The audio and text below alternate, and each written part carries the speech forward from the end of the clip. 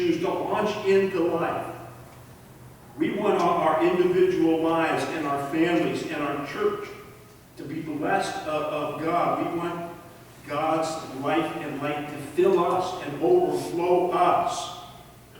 And we want to be people of action, doing the good things in this world that are making a difference and bringing life into this world. Now, it's interesting, as we move into the New Testament, Paul is getting ready to inspire the Corinthians. So he is the inspiration for the Corinthians. And this church in Corinth was a young church. They were very, very immature. But what's interesting is the church had several leaders that was working with Paul.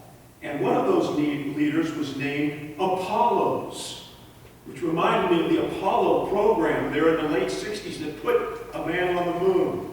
This is what Paul said to them.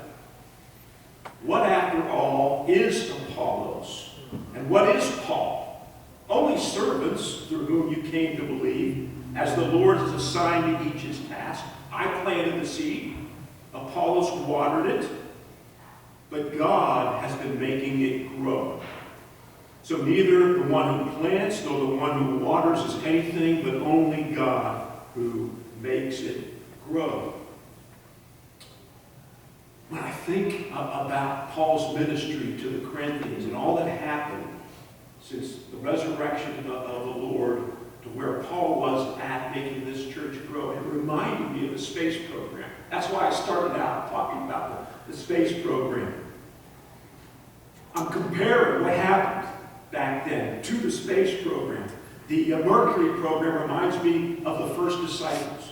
After the resurrection, then they were excited. They began sharing that news of the coming kingdom of Jesus being the Messiah, of the hope of new life, forgiveness through Christ. So they began planting those seeds throughout the Roman Empire. And then the Gemini program, the Apostle Paul, he became converted. He persecuted Christians, but man, he met Christ on the road to Damascus. And he began planting seeds all over, starting churches. Here in this Corinthian church, he planted those seeds. And then Apollos is the Apollo program. He is the one, the minister there at the Corinthian church, who was watering these seeds and hoping that these people would grow. And that church was beginning to grow up. Now they were immature. There were squabbles among them. There was divisions. Paul was telling them, it's time to begin growing spiritually so that God can powerfully work through you to make a difference in your community. And so John F. Kennedy and Moses and Paul were inspirations to these people. And as we hear their words, we are inspired as individuals. We want to be blessed. We want to choose life. We want our lives to be fruitful. We want our families to be blessed. We want our families to grow up with a solid foundation so that they know who they are and they know what direction they're going. We want our church to be blessed. And so we need to draw near to God. We need to make that relationship a priority in our lives. We need to learn to hear and listen to God's voice so that we can communicate and walk with God. And we need to become people of action, doers of what God tells us to do.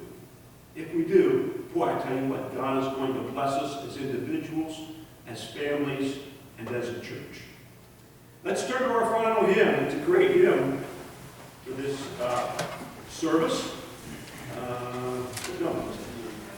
380? 380. Hymn 380.